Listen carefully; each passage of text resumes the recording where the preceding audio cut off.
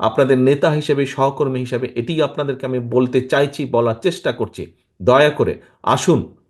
আমাদেরকে কিন্তু দিন শেষে আপনারা প্রায় বলেন যে বিএনপির প্রতি মানুষের আস্থা আছে। ভাই, এই আস্থাটাকে তো ধরে রাখতে হবে। আস্থাটাকে ধরে না রাখলে কিন্তু আপনি ভোট পাবেন না, কোনোভাবেই আপনাকে ভোট পাবেন না। ভোট কি হবে সেটা ভোটার ঠিক করবে, সে কাকে ভোট দেবে, আপনাকে দিবে না। কারণ আপনার প্রতি তার আস্থা নেই। এবং এই আস্থা ধরে রাখার দায়িত্ব কিন্তু জনগণ না, পাবলিকের না, ভোটারের না। এই আস্থা ধরে রাখার দায়িত্ব কিন্তু আপনার। আস্থা ধরে রাখা, বন্যার সময় এই যে নোয়াখালী অঞ্চলে বন্যা হলো, আপনারা বা দল মানে সকলে দিন রাত আপনারা পরিশ্রম করলেন মানুষের পাশে গিয়ে দাঁড়ানোর জন্য, সাহায্য করলেন, সহযোগিতা করলেন। শুধু বন্যার সময় না, বন্যার পরেও করেছেন। আপনারা কেন করেছেন? মানুষের আস্থা ধরে রাখার জন্য। ঠিক একইভাবে ভোট যতক্ষণ না হচ্ছে, আপনাকে সেই আস্থা ধরে রাখতে হবে। এবং ভোটে ইনশাল্লাহ আপনি জিতলে তখন আপনাকে কাজ করতে হবে এইগুলো বাস্তবায়নের জন্য, 31 দফা। কাজে ব্যাপারটি এত সহজ না, এবং ব্যাপারটি এত এত এত ছোটখাটো না, ব্যাপারটি অনেক সিরিয়াস ব্যাপার। এই ব্যাপারটি অনেক সিরিয়াস ব্যাপার। আপনি রাষ্ট্র পুনর্কাঠামো, আপনি রাষ্ট্র কাঠামো মেরামত, এখানে দেখুন, রাষ্ট্র কাঠামো মেরামত, এই মেরামত কিন্তু is a very serious matter. কাজেই আমাদেরকে সেভাবে প্রস্তুত হতে হবে। সহকর্মীবৃন্দ, আমি জানি সকলের ধৈর্য একরকম হয় না। কারো ধৈর্য কম হয়, কারো ধৈর্য বেশি হয়, কারো মাথা গরম হয়, কারো মাথা ঠান্ডা হয়। মানুষে মানুষে ভেদাভেদ থাকে।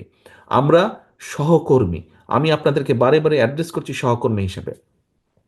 আপনার বিপদে আমি পাশে দাঁড়াই, আমার বিপদে আপনি পাশে দাঁড়ান, সেজন্যই আমরা সহকর্মী। কাজেই আমরা সকলে মিলে দল।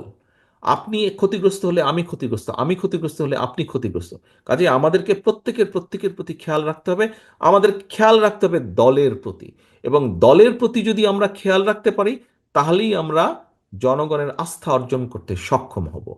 প্রিয় সহকর্মীবৃন্দ, আসুন আজকে এই কর্মশালায় আপনারা যেরকম 31 দফা কি জেনে গেলেন, 31 দফা কি বুঝে গেলেন, 31 দফা বুঝে জেনে গিয়ে আপনারা যেরকম জনগণের কাছে পৌঁছে দিবেন, জনগণের দ্বারে দ্বারে পৌঁছে দিবেন, জনগণকে বোঝাবেন।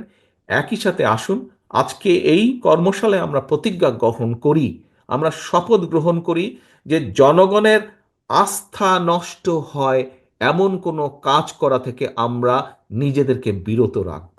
এবং জনগণের আস্থা অর্জন করা যায়, আমরা চেষ্টা করব সেরকম কোনো কাজ করতে। প্রিয় সহকর্মীবৃন্দ, আমি একটি কথা বলে শেষ করতে চাই। কেউ যদি মনে করে থাকেন, আমি মনে হয় এই কথাটি আগেও বলেছি, বিভিন্ন জায়গায় বলেছি, চট্টগ্রাম বিভাগেও আমি কথাটি বলেছি। কেউ যদি আমরা ভেবে থাকি যে আমাদের প্রধান রাজনৈতিক প্রতিপক্ষ যাকে আমরা ভাবতাম, তারা মাঠে এখন দুর্বল, তারা নেই মাঠে বা মাঠে দুর্বল, এবং তাহলে আমাদের সব কিছু সোজা একদম সসর করে আমরা চলে যাব, আল্লাহর ওয়াস্তে এই কথাটি মন থেকে সরিয়ে দিন। কারণ আমার 35 বছরের রাজনৈতিক অভিজ্ঞতার আলোকে আমি যেটি বুঝি, আমার থেকে এখানে অনেক অভিজ্ঞতা সম্পন্ন রাজনীতিবিদ আছেন, আমি মনে করি তারা আমার সাথে একমত হবেন।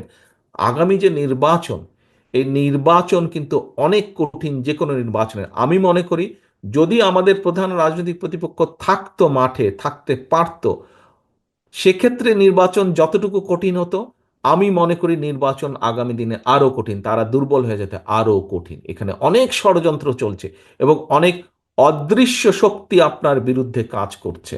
অদৃশ্য শক্তি এখানে, ওই যে চট্টগ্রাম বন্দরে বললো না অনেক ষড়যন্ত্র কাজ করছে, একজন বললে প্রশ্ন করেছে, বাংলাদেশ জাতীয়তাবাদী দল বিএনপি তথা আপনার বিরুদ্ধে, যেহেতু আপনি বিএনপির প্রতিনিধি, আপনার বিরুদ্ধে অনেক ষড়যন্ত্র কাজ করছে।